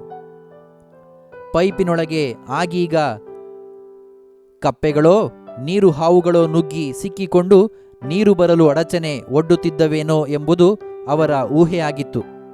ಹಾಗೆ ಆಗಿರಬಹುದೆಂದು ಅವರು ತಿಳಿದು ಪೈಪಿನ ಉದ್ದಕ್ಕೂ ನೋಡುತ್ತಾ ಹೋದರು. ಕೊಂಚ ದೂರದೊಳಗೆ ಪೈಪು ಇಡಲು ಮಾಡಿದ್ದ ದಾರಿ ಎಲ್ಲ ಗುಂಡಿ ಬಿದ್ದು ಪೈಪುಗಳು ಪುಡಿಪುಡಿಯಾಗಿ ಗುಂಡಿಯ ಒಳಗೆ ಹುದುಗಿ ಹೋಗಿದ್ದು ಕಾಣಿಸಿತು. ಗುಂಡಿಗಳೊಳಗೆಲ್ಲ ನೀರು ತುಂಬಿಕೊಂಡಿತ್ತು. ತೇವದ ನೆಲದಲ್ಲಿ ಆನೆಗಳು ಹೆಜ್ಜೆ ಇಟ್ಟರೆ ಸಣ್ಣ ಸಣ್ಣ ಬಾವಿಗಳೇ ನಿರ್ಮಾಣವಾಗುತ್ತವೆಂದಾಗಲಿ, ಪೈಪುಗಳು ಪುಡಿಪುಡಿಯಾಗಿ ಪಾತಾಳದವರೆಗೆ ಹುಗಿದು ಹೋಗುತ್ತವೆಂದಾಗಲಿ ನಿರೂಪಕರಿಗೆ ಅಂದಾಜೇ ಇರಲಿಲ್ಲ. ಎಲ್ಲರೂ ಆನೆ ಕಾಟ ಎಂದು ಕೂಗಾಡುವವರೆಗೂ ನಿರೂಪಕರು ಮಾತ್ರ ಯಾರೋ ಒಬ್ಬ ಮನುಷ್ಯ ಈ ಕೆಲಸ ಮಾಡಿರಬೇಕೆಂದು ಯೋಚಿಸಿದ್ದರು. ಹೀಗೆ ಆನೆಗಳ ಹಾವಳಿ ನಿರೂಪಕರಿಗೆ ಅನುಭವಕ್ಕೆ ಬಂತು.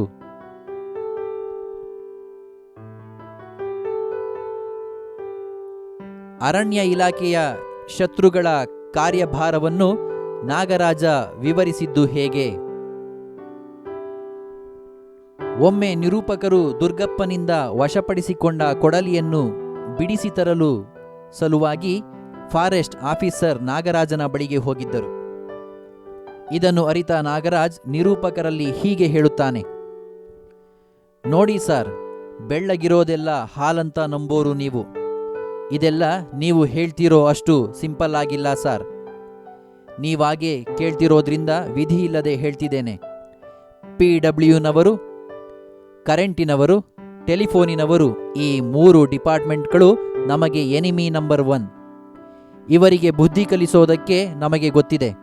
ರಸ್ತೆಗೆ ಟಾರು ಹಾಕಲು ನಮ್ಮ ರಸ್ತೆ ಮರವನ್ನೆಲ್ಲ ಕಡಿದು ಟಾರು ಕಾಯಿಸ್ಕೊಳ್ತಾರೆ PWDನವರು.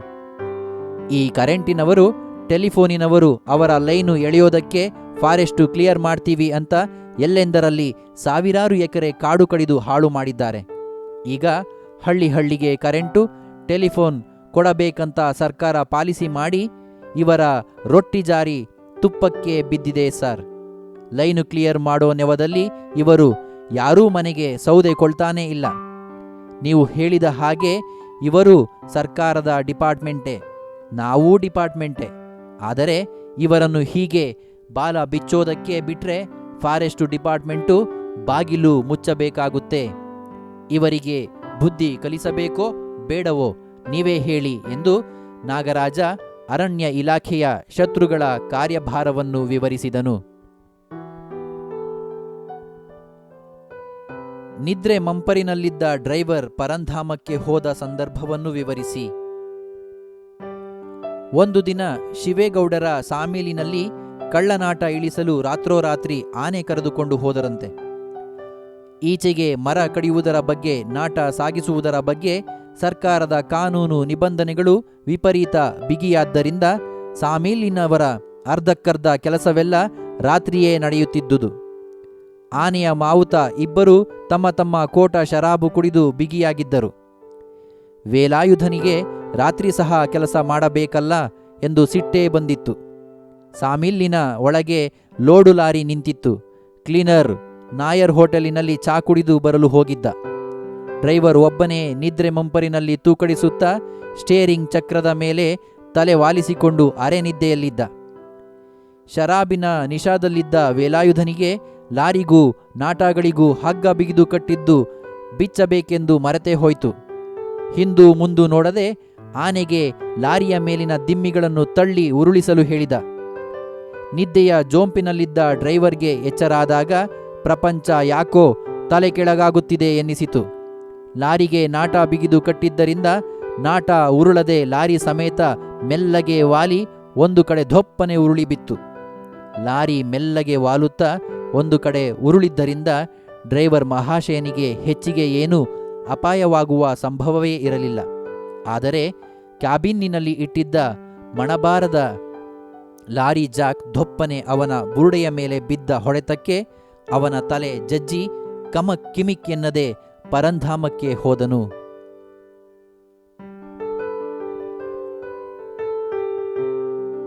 ಡ್ರೈವರ್ ಸಾವಿನ ಸುದ್ದಿಯನ್ನು ಶಿವೇಗೌಡ ಮತ್ತಿತರರು ಹೇಗೆ ಮುಚ್ಚಿ ಹಾಕಿದರು? ಒಂದು ದಿನ ಶಿವೇಗೌಡರ ಸಾಮಿಲಿನಲ್ಲಿ ಕಳ್ಳನಾಟ ಇಳಿಸಲು ರಾತ್ರೋರಾತ್ರಿ ಆನೆ ಕರೆದುಕೊಂಡು ಹೋದರು. ಶರಾಬಿನ ಮತ್ತಿನಲ್ಲಿದ್ದ ವೇಲಾಯುಧನು ಲಾರಿಗೆ ಕಟ್ಟಿದ್ದ ಹಗ್ಗವನ್ನು ಬಿಚ್ಚಲು ಮರೆತು ಆನೆ ಮರದ ದಿಮ್ಮಿಗಳನ್ನು ಎಳೆದಾಗ ಇಡೀ ಲಾರಿಯೇ ವಾಲಿ ಕ್ಯಾಬಿನಿನಲ್ಲಿ ಇಟ್ಟಿದ್ದ ಮಣಭಾರದ ಜಾಕು ಧೊಪ್ಪನೆ ಬಿದ್ದು ಡ್ರೈವರ್ ಅಲ್ಲಿಯೇ ಸತ್ತು ಹೋದ. ಇದರಿಂದ ಸಾಮಿಲ್ಲಿನ ಮಾಲೀಕರಾದ ಶಿವೇಗೌಡರು ಗಾಬರಿಗೊಂಡರು. ಸಾಗಿಸುತ್ತಿರುವ ನಾಟ ಕಳ್ಳಮಾಲಾಗಿರುವುದರಿಂದ ಈ ವಿಷಯ ಪೊಲೀಸರಿಗೆ ಗೊತ್ತಾದರೆ ಜೈಲು ಸೇರಬೇಕಾಗುವುದು ಎಂಬ ಭಯ ಅವರನ್ನು ಆವರಿಸಿತು. ಸಿಟ್ಟುಗೊಂಡ ಶಿವೇಗೌಡರು ವೇಲಾಯುಧನಿಗೆ ಕುಡುಕ ಸುಳೆ ಮಗನೇ, ಎಂಥ ಗಂಡಾಂತರ ತಂದು ಬಿಟ್ಟೆ ಎಂದು ಬೈದರು. ಮುಂದೇನಾಯಿತು ಎಂದು ಯಾರಿಗೂ ಗೊತ್ತಾಗಲಿಲ್ಲ. ಬೆಳಿಗ್ಗೆ ನೋಡಬೇಕಾದರೆ ಲಾರಿ ಸರಿಯಾಗಿ ನಿಂತಿತ್ತು. ಈ ವಾರ್ತೆ ಬರೇ ಪಿಸುಮಾತಲ್ಲೇ ಮುಕ್ತಾಯವಾದ್ದರಿಂದ ಶಿವೇಗೌಡರು ಕೃಷ್ಣೇಗೌಡರು ಇಬ್ಬರೂ ಸೇರಿ ಇದನ್ನು ಮುಚ್ಚಿ ಹಾಕಿರಬೇಕು. ಯಾರೂ ದೂರು ಕೊಡದ ಕಾರಣ ಕಾನೂನಿನ ಕ್ರಮ ಯಾರ ಮೇಲೂ ಜಾರಿಯಾಗಲಿಲ್ಲ. ಲಾರಿ ಟ್ರಿಪ್ಪಿಗೆ ಹೋದ ದಿಕ್ಕಿನಲ್ಲೆಲ್ಲ ಆ ಡ್ರೈವರಿಗೆ ಒಂದೊಂದು ಸಂಸಾರ ಇದ್ದಿದ್ದರಿಂದ ಆ 17 ಜನರಲ್ಲಿ ಯಾರು ಅಧಿಕೃತ ಯಾರು ಅನಧಿಕೃತ ನಿರ್ಧರಿಸಲಾರದೆ ಕ್ಲೀನರ್ ಯಾರಿಗೂ ವಿಷಯ ತಿಳಿಸಹೋಗಲಿಲ್ಲ. ಕೊಡಲಿ ವಾಪಸ್ ಕೊಡಲೆಂದು ಬಂದ ದುರ್ಗಪ್ಪ ಕೃಷ್ಣೇಗೌಡರ ಆನೆಯನ್ನು ಶಪಿಸಿದ್ದಲ್ಲದೆ ಅದು ಕೊಂದ ಡ್ರೈವರ್ ಹೆಣವನ್ನು ಮರದ ಹೊಟ್ಟಿನೊಳಗೆ ಹಾಕಿ ಆಗಾಗ ಬೆಂಕಿ ಕೊಡುವಂತೆ ಬೆಂಕಿ ಕೊಟ್ಟು ಬೂದಿ ಮಾಡಿದರೆಂದು ಹೇಳಿದ. ಹೀಗೆ ಡ್ರೈವರ್ ಸಾವಿನ ಸುದ್ದಿಯನ್ನು ಶಿವೇಗೌಡ ಮತ್ತಿತರರು ಮುಚ್ಚಿ ಹಾಕಿದರು.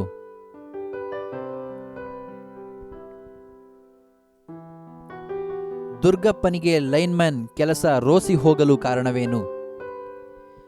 ದುರ್ಗಪ್ಪನಿಗೆ ಲೈನ್ಮನ್ ಕೆಲಸ ರೋಸಿ ಹೋದಂತೆ ಕಂಡಿತು. ಅದಕ್ಕೆ ಮುಖ್ಯ ಕಾರಣ ಅವನಿಗೆ ಶಿವೇಗೌಡರ ಸಾಮಿಲ್ಲಿನ ಎದುರು ಹೋಗಿದ್ದ ಕಳಸಾ ಲೈನು ನೋಡಿಕೊಳ್ಳಲು ಕೊಟ್ಟಿದ್ದರು. ಆ ವಿದ್ಯುತ್ ಲೈನು ಇಡೀ ಮೂಡಿಗೆರೆಗೆ ತರಲೆ ಲೈನು ಎಂದು ಹೆಸರುವಾಸಿಯಾಗಿತ್ತು.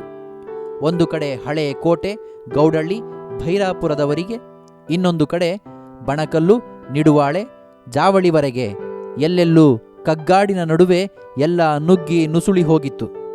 ಈ ದರಿದ್ರ ಲೈನಿನ ಯೋಗಕ್ಷೇಮ ನೋಡಿಕೊಳ್ಳಲು ಹೋಗಿ ಅವನಿಗೆ ಬದುಕಿನ ಆಸೆಯೇ ಬತ್ತಿ ಹೋಗಿತ್ತು. ಕಾಡಿನ ಯಾವ ಮೂಲೆಯಲ್ಲಿ ಕೊಂಬೆ ಮುರಿದು ಬೀಳಲಿ, ಎಲ್ಲಿ ಲೈನಿಗೆ ಬಾವಲಿಗಳು ಸಿಕ್ಕಿಕೊಳ್ಳಲಿ, ಇಡೀ ಲೈನು ಕಟ್ಟಾಗುತ್ತಿತ್ತು. ಬೆಳಿಗ್ಗೆ ಎದ್ದು ದುರ್ಗಪ್ಪ ತಂತಿ ಸುರುಳಿ ಕಟಿಂಗ್ ಪ್ಲೇಯರ್ ಹಿಡಿದು ಎಲ್ಲಿ ಟ್ರಬಲ್ ಇದೆ ಎಂದು ಹುಡುಕಿ ಹೊರಡುತ್ತಿದ್ದ. ಜನಕ್ಕಾಗಲಿ, ಡಿಪಾರ್ಟ್ಮೆಂಟಿನವರಿಗಾಗಲಿ, ಫಾರೆಸ್ಟಿನವರಿಗಾಗಲಿ ಅವನ ಕಷ್ಟ ಏನು ತಾನೇ ಗೊತ್ತಾದೀತು? ನಾಗರಾಜ ಸೌದೆ ಮಾಡುತ್ತಾರೆ ಎಂದು ಜರಿದರೆ ಡಿಪಾರ್ಟ್ಮೆಂಟಿನವರು ಲೈನು ಸರಿಯಾಗಿ ಮೇಂಟೈನ್ ಮಾಡಿಲ್ಲ ಎಂದು ಬೈಯುತ್ತಿದ್ದರು.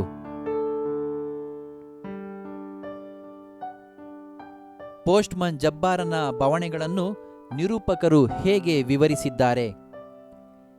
ಜಬ್ಬಾರ್ ಲೈನ್ಮನ್ ದುರ್ಗಪ್ಪನ ರೀತಿಯಲ್ಲೇ ತೊಂದರೆಗೆ ಸಿಕ್ಕಿಕೊಂಡಿದ್ದ ಮನುಷ್ಯ. ಹೆಸರಿಗೆ ಇವನು ಕೇಂದ್ರ ಸರ್ಕಾರದ ನೌಕರನಷ್ಟೇ. 16 ವರ್ಷದಿಂದ ಕೆಲಸ ಮಾಡುತ್ತಿದ್ದರೂ ಇನ್ನೂ ಟೆಂಪರವರಿಯಾಗೇ ಇದ್ದುದರಿಂದ ಅವನ ಸಂಬಳ 63. ಆ ಸಂಬಳದಿಂದ ಹೊಟ್ಟೆ ಹೊರೆಯಲು ಸಾಧ್ಯವಿಲ್ಲವೆಂದು 108 ಪತ್ರಿಕೆಗಳ ಏಜೆನ್ಸಿ ತಗೊಂಡು ಪೋಸ್ಟ್ ಕೊಡುವಾಗಲೆಲ್ಲ ಚಂದಾದಾರರನ್ನು ಮಾಡಲು ಪ್ರಯತ್ನಿಸುತ್ತಿದ್ದ. ಪೋಸ್ಟಿನ ಜೊತೆಗೆ ಮ್ಯಾಗಝೀನುಗಳನ್ನು ಕಂತೆಯನ್ನು ಹೊತ್ತುಕೊಂಡು ಅವನು ತಿರುಗಬೇಕಾಗಿತ್ತು. ಅದೂ ಎಷ್ಟು ದೂರ? ದಿನ 18 ಕಿಲೋಮೀಟರ್ ಹೋಗಿ ಬರಬೇಕಾಗಿತ್ತು. ನಿರೂಪಕರು ಕೂಡ ಅವನ ತಿರುಗಾಟವನ್ನು ಗಮನಿಸಿ ಲೆಕ್ಕ ಹಾಕಿ ಅವನ ಮೂಗಿನ ನೇರಕ್ಕೆ ನೆಟ್ಟಗೆ ನಡೆದಿದ್ದರೆ ಇಡೀ ಭೂಮಂಡಲ ಸುತ್ತಿ ಬರಬಹುದಾಗಿತ್ತು ಎಂದರು. ಅಲ್ಲದೆ ಮೂಡಿಗೆರೆಯಂತಹ ಕುಗ್ರಾಮ ಆಧುನೀಕರಣಗೊಳ್ಳುತ್ತಾ ಟೆಲಿಫೋನ್ ಎಕ್ಸ್ಚೇಂಜ್, ವಿದ್ಯುತ್ ಎಲ್ಲ ಬಂದ ಹಾಗೆ ಪೋಸ್ಟಲ್ ಡಿಪಾರ್ಟ್ಮೆಂಟ್ನವರು ಸೇವೆಯನ್ನು ವಿಸ್ತರಿಸುತ್ತಾ ಹೋಗಿ ಪೋಸ್ಟ್ ಆಫೀಸ್ಗಳ ಬದಲು ಪೋಸ್ಟ್ ಬಾಕ್ಸ್ಗಳನ್ನು ಬಿದಿರಳ್ಳಿ ಇಲ್ಲೆಲ್ಲ ನೇತು ಹಾಕಿದರು. ಇದರಿಂದ ತೊಂದರೆಗೆ ಸಿಕ್ಕಿ ಹಾಕಿಕೊಂಡವನು ಜಬ್ಬಾರ್ ಪೋಸ್ಟ್ ಕೊಡುವುದಲ್ಲದೆ ಪ್ರತಿದಿನ ಪೋಸ್ಟ್ ಬಾಕ್ಸ್ ಇರುವವರೆಗೂ ಹೋಗಿ ಪೋಸ್ಟ್ ಸಂಗ್ರಹಿಸಿ ಹೆಡ್ ಆಫೀಸಿಗೆ ಕೊಡಬೇಕಾಗಿತ್ತು. ಅಲ್ಲದೆ ಪೋಸ್ಟ್ ಕೊಡಲು ಹೋದಾಗ ಅಲ್ಲಲ್ಲಿ ನಾಯಿಗಳಿಂದ ಕಚ್ಚಿಸಿಕೊಳ್ಳಬೇಕಾಗಿತ್ತು. ಇದು ಪೋಸ್ಟ್ಮನ್ ಜಬ್ಬಾರನ ಬವಣೆಗಳಾಗಿವೆ.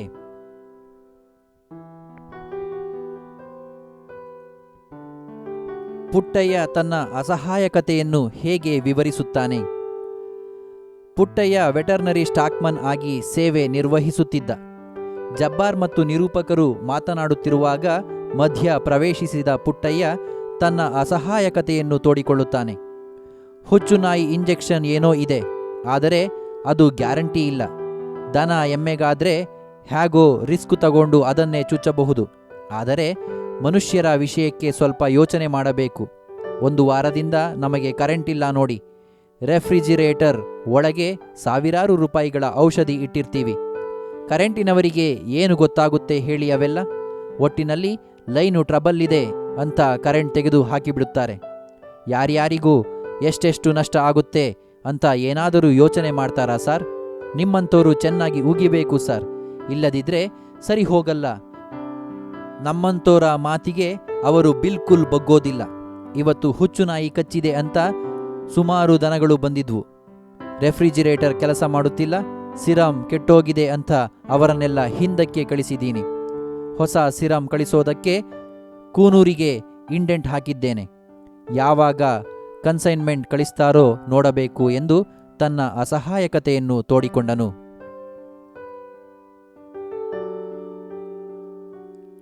ಬೀದಿ ನಾಯಿಗಳ ನಿವಾರಣೆಗೆ ಖಾನ್ ಸಾಹೇಬರು ತೆಗೆದುಕೊಂಡಿದ್ದ ಕ್ರಮಗಳಾವುವು? ಬೀದಿ ನಾಯಿಗಳನ್ನು ಎರಾಡಿಕೇಟ್ ಮಾಡೋದಕ್ಕೆ ನಾವು ಕೈಲಾದದ್ದೆಲ್ಲ ಪ್ರಯತ್ನ ಮಾಡಿದ್ದೇವೆ. ಶೂಟ್ ಮಾಡಿಸಿದ್ದೇನೆ, ಪಾಯ್ಸನ್ ತರಿಸಿ ಹಾಕಿಸಿದ್ದೇನೆ. ಒಬ್ಬ ಮುನಿಸಿಪಲ್ ಪ್ರೆಸಿಡೆಂಟ್ ಆದೋನು ಇನ್ನೇನು ಮಾಡಬಹುದು ಹೇಳ್ರಿ? ಈ ಸಾರಿ ನಾವು ತರಿಸಿದ ಡಾಗ್ ಪಾಯ್ಸನ್ ಅಷ್ಟೊಂದು ಎಫೆಕ್ಟಿವ್ ಆದ ಹಾಗೆ ಕಾಣಲಿಲ್ಲ. ಅದೇನು ಅದನ್ನು ಕಲಬೆರಕೆ ಮಾಡ್ತಾರೋ ಏನೋ. ಆದರೂ ಈ ವರ್ಷ 200-300 ನಾಯಿನಾದರೂ ಸಾಯಿಸಿದ್ದೇವೆ ನೋಡಿ. ಏನಪ್ಪ ಅಂದರೆ ಅವು ಮುನ್ಸಿಪಾಲಿಟಿ ಹದ್ದುಬಸ್ತಿನ ಒಳಗೆ ಇದ್ರೆ ಮಾತ್ರ ನಾವು ಆಕ್ಷನ್ ತಗೋಬಹುದು. ಮೂಡಿಗೆರೆ ಒಳಗೆ ಇನ್ನೂ ತುಂಬ ಕಂತ್ರಿ ನಾಯಿಗಳಿರೋದು ನಿಜ. ಇದಕ್ಕೆ ಕಾರಣ ಹೇಳ್ತೀನಿ ಕೇಳಿ. ಅವೆಲ್ಲ ಇಲ್ಲಿಯ ನಾಯಿಗಳಲ್ಲ, ಹೊರಗಡೆಯಿಂದ ಇಲ್ಲಿಗೆ ಎಕ್ಸ್ಪೋರ್ಟ್ ಆದವು. ಲಾರೀಲಿ ನಾಯಿಗಳನ್ನು ತುಂಬಿಕೊಂಡು ಬಂದು ಇಲ್ಲಿ ರಾತ್ರೋರಾತ್ರಿ ಬಿಟ್ಟು ಹೋಗಿದ್ದಾರೆ. ನಾಯಿ ಕಾಟ ವಿಪರೀತ ಆದ ಕೂಡಲೇ ಲಾರೀಲಿ ತುಂಬಿಸಿ ದೂರ ಎಲ್ಲಾದರೂ ಬಿಡ್ತಾರೆ ಎನ್ನುತ್ತಾ ತಾನು ಕೈಗೊಂಡ ಕ್ರಮಗಳ ಬಗ್ಗೆ ಸಮಜಾಯಿಸಿ ಮಾಡಿಕೊಂಡರು.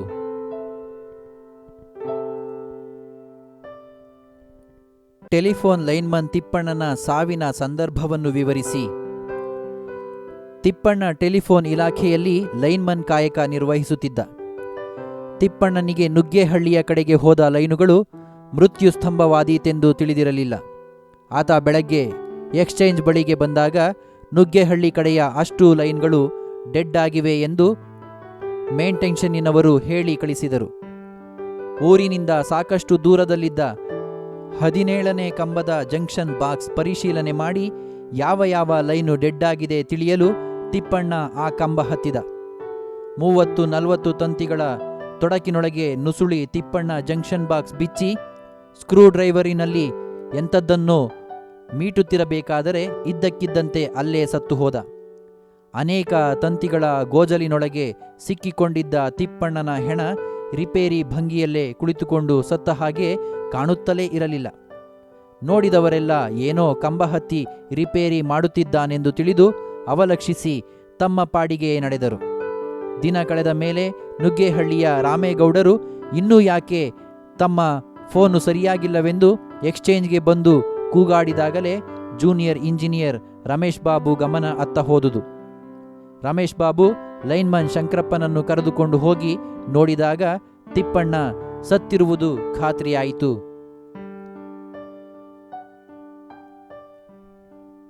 ಡ್ರೈವರ್ ಅಬ್ಬಾಸ್ ಮತ್ತು ಕ್ಲೀನರ್ ಕೃಷ್ಣನ ಸಾವಿಗೆ ಕೃಷ್ಣೇಗೌಡರ ಆನೆ ಕಾರಣವೇ ವಿವರಿಸಿ. ಡ್ರೈವರ್ ಅಬ್ಬಾಸ್ ಮತ್ತು ಕ್ಲೀನರ್ ಕೃಷ್ಣನ ಸಾವಿಗೆ ಕೃಷ್ಣೇಗೌಡರ ಆನೆ ಕಾರಣವಲ್ಲ. ಏಕೆಂದರೆ ಅವರಿಬ್ಬರು ಸತ್ತ ಸಮಯದಲ್ಲಿ ವೇಲಾಯುಧ ಆನೆಯ ಜೊತೆಗೆ ಶಿವೇಗೌಡರ ಸಾಮೀಲಿನಲ್ಲಿ ಲಾರಿ ತರುವ ಕಳ್ಳನಾಟಕ್ಕಾಗಿ ಕಾಯುತ್ತಾ ನಿಂತಿದ್ದ.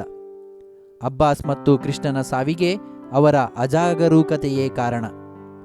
ಲೋಡು ಲಾರಿ ಬಿಟ್ಟುಕೊಂಡು ಬರುತ್ತಿದ್ದ ಅಬ್ಬಾಸ್ಗೆ ಇದ್ದಕ್ಕಿದ್ದಂತೆ 2 ದಮ್ ಬೀಡಿ ಎಳೆಯುವ ತೆವಲು ಶುರುವಾಯಿತು. ಕ್ಲೀನರ್ ಕೃಷ್ಣನಿಗೆ ಚೂರು ಸ್ಟೇರಿಂಗ್ ಹಿಡಿಯೋ, ಬೀಡಿ ಹತ್ತಿಸ್ಕೊಳ್ತೀನಿ, ಬಾಯಿ ಯಾಕೋ ಒಂಥರ ಆಗ್ತಿದೆ ಎಂದು ಅವನ ಕೈಗೆ ಸ್ಟೇರಿಂಗ್ ಕೊಟ್ಟ. ಜೇಬಿನಿಂದ ಬೀಡಿ ತೆಗೆದುಕೊಂಡು ಬಾಯಿಗಿಟ್ಟು ಬೆಂಕಿ ಕಡ್ಡಿ ಗೀರಿ 1 ದಮ್ ಎಳೆದು ಅದರ ಹೊಗೆಯಲ್ಲೇ ಊದಿ ಕಡ್ಡಿ ನಂದಿಸಿದ. ತಲೆ ಎತ್ತಿ ಎದುರು ನೋಡಿದ. ಲಾರಿ ಎದುರು ಮರದ ದೊಡ್ಡ ಕಾಂಡ ಒಂದು ನೇರವಾಗಿ ನುಗ್ಗುತ್ತಿದೆ. ಆದರೂ ಕೈ ಮೀರಿಲ್ಲ. ಏ ಕೃಷ್ಣ, ಸ್ಟೇರಿಂಗ್ ಬಿಡೋ ಎಂದು ಕೂಗುತ್ತಾ ಸ್ಟೇರಿಂಗ್ಗೆ ಕೈ ಹಾಕಿ ಲಾರಿ ಮೂತಿಯನ್ನು ದಾರಿ ಕಡೆಗೆ ತಿರುಗಿಸಲು ಯತ್ನಿಸಿದ. ಆದರೆ ಕೃಷ್ಣನಿಗೆ ಮೈ ಮೇಲಿನ ಪರಿವೇ ಇದ್ದ ಹಾಗೆ ಕಾಣಲಿಲ್ಲ. ಸ್ಟೇರಿಂಗ್ ಹಿಡಿ ಎಂದು ಡ್ರೈವರಣ್ಣ ಹೇಳಿದ್ದೊಂದೇ ಅವನ ತಲೆಯೊಳಗಿತ್ತೋ ಏನೋ. ಸ್ಟೇರಿಂಗ್ ಅಲ್ಲಾಡದ ಹಾಗೆ ವಜ್ರ ಮುಷ್ಟಿಯಲ್ಲಿ ಹಿಡಿದಿದ್ದ. ಗಡಿಬಿಡಿಯಲ್ಲಿ ನಿಸ್ಸಹಾಯಕವಾಗಿ ಒದ್ದಾಡುತ್ತಿದ್ದ ಅಬ್ಬಾಸ್ಗೆ ಬ್ರೇಕ್ ಹಾಕಬೇಕೆಂದು ತಲೆಗೆ ಹೊಳೆದಿದ್ದು ತುಂಬಾ ತಡವಾಗಿ. ಲಾರಿ ಮರಕ್ಕೆ ಢಿಕ್ಕಿ ಹೊಡೆದ ಕೂಡಲೇ ಹಿಂದುಗಡೆ ಇದ್ದ ಅಪಾರ ತೂಕದ ದಿಮ್ಮಿಗಳು ಕ್ಯಾಬಿನ್ ಮುರಿದು ಮುನ್ನುಗ್ಗಿದವು. ಮರಕ್ಕೂ ದಿಮ್ಮಿಗಳಿಗೂ ನಡುವೆ ಸಿಕ್ಕಿದ ಕ್ಲೀನರ್, ಡ್ರೈವರ್ ಇಬ್ಬರೂ ಅಲ್ಲೇ ಸತ್ತು ಹೋದರು. ವೇಲಾಯುಧನ ಹೆಂಡತಿಗೆ ಆನೆಯ ಬಗ್ಗೆ ಸವತಿ ಮಾತ್ಸರ್ಯ ಮೂಡಲು ಕಾರಣವೇನು?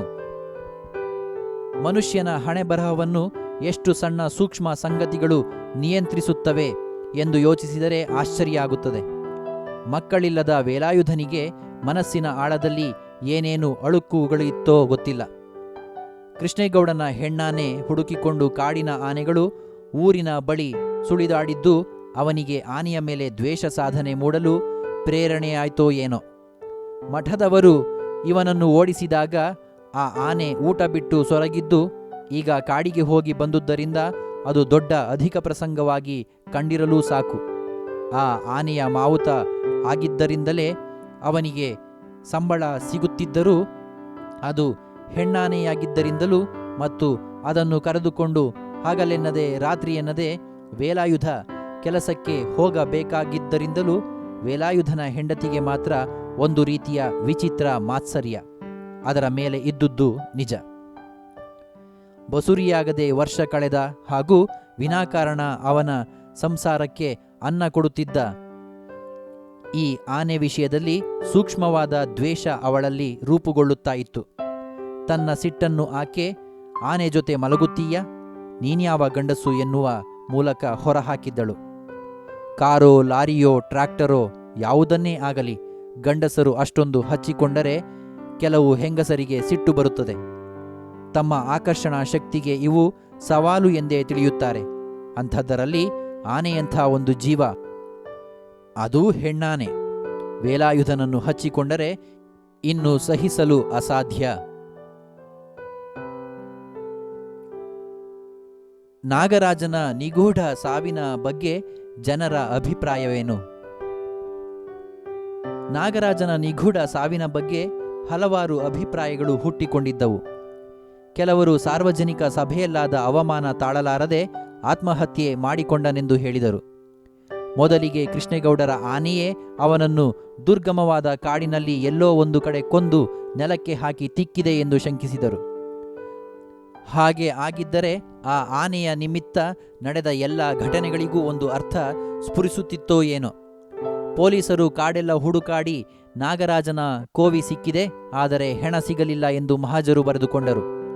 ಇನ್ನು ಕೆಲವರು ಅಭಿಪ್ರಾಯ ಪಡುವ ಪ್ರಕಾರ ನಾಗರಾಜನಿಗೆ ಇದ್ದಕ್ಕಿದ್ದಂತೆ ಮನಪರಿವರ್ತನೆಯಾಗಿ ಕೋವಿ ತೆಗೆದು ಚರಂಡಿಗೆ ಎಸೆದು ಧರ್ಮಸ್ಥಳದ ಬಸ್ಸು ಹತ್ತಿದನೆಂದು ತಲೆ ಬೋಳಿಸಿಕೊಂಡು ಧರ್ಮಸ್ಥಳದಲ್ಲಿ ಓಡಾಡುತ್ತಿರುವುದನ್ನು ತಾವು ಕಣ್ಣಾರೆ ಕಂಡೆವೆಂದೂ ಹೇಳಿದರು. ಕೆಲವರು ನಾಗರಾಜ ಆನೆ ಬೆನ್ನಟ್ಟಿದವನು ದಾರಿಯಲ್ಲಿ ಹಿಂದಿರುಗಿ ಬರುತ್ತಿರಬೇಕಾದರೆ ಎದುರಿಗೆ ಸಿಕ್ಕ ಗಂಧ ಸಾಗಾಣಿಕೆಯ ಗಂಗಾಧರನ ಕಾರಿಗೆ ಕೈ ಅಡ್ಡ ಹಾಕಿ ಹಿಂದು ಮುಂದು ನೋಡದೆ ಅದರೊಳಗೆ ಕುಳಿತು ಆನೆಯನ್ನು ಬೆನ್ನಟ್ಟುವಂತೆ ಹೇಳಿದನೆಂದು ನಾಗರಾಜನನ್ನು ಅವನ ಗ್ಯಾಂಗ್ಗೆ ಕೂನಿ ಮಾಡಿ ಹೆಣ ನಾಪತ್ತೆ ಮಾಡಿ ಇರಬೇಕೆಂದು ಹೇಳಿದರು. ಗಾಡ್ ರಾಮಪ್ಪ ಕೂಡ ನಾಗರಾಜನ ಸಾವಿನ ಬಗ್ಗೆ ಹೇಳಿದ ದೃಢವಾದ ಮಾತುಗಳು ಆತನ ಸಾವಿನ ಕುರಿತಂತೆ ಇನ್ನೂ ಕೆಲವು ಅನುಮಾನಕ್ಕೆ ಎಡೆ ಮಾಡುವಂತಿತ್ತು.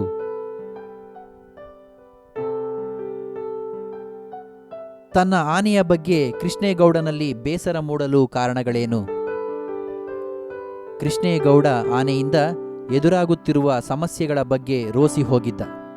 ಹಿಂದೊಮ್ಮೆ ಇದೇ ಆನೆ ಆತನ ಮನೆಗೆ ಲಕ್ಷ್ಮಿ ಬಂದ ಹಾಗೆ ಆಗಿತ್ತು.